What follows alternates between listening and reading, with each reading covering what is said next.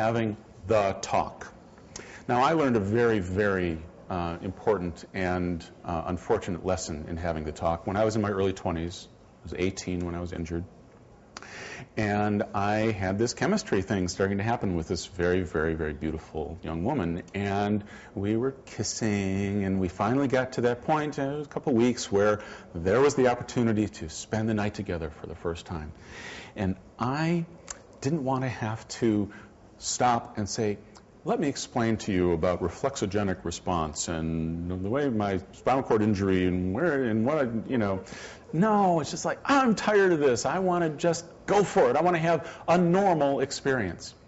Well, you can probably guess what happened. We got to something where she had an expectation that wasn't going to happen. And then the whole thing came apart.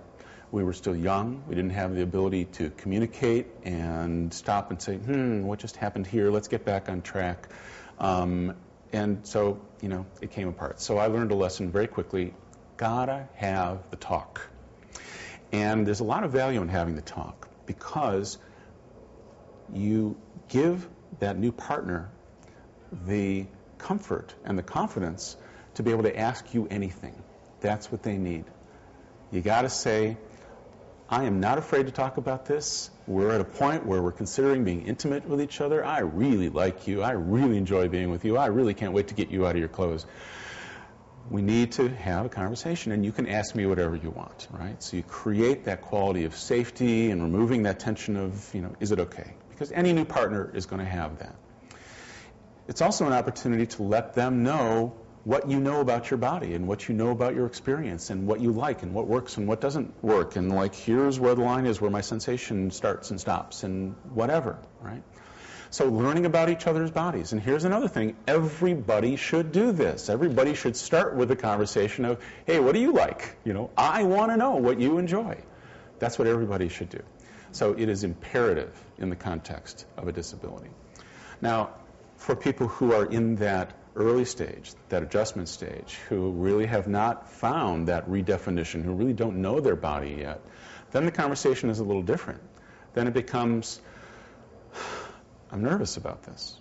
I don't really know what I can do. I don't know what works. I'm concerned about emotions that are going to come up that I might hit because I can't do what I used to do or what I want to do.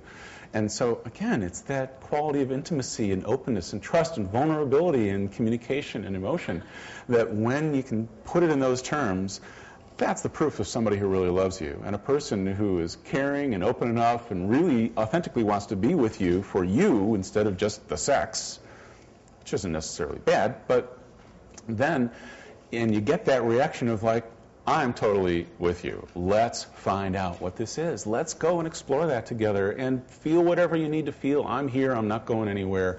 And boy, what's it like to get a reaction like that from somebody? Again, proof of relationship, proof of love, proof of, willingness to commit, of being there for all the right reasons. Easy to do? No. We are not culturally wired to do this, but this is the lesson for us in this culture.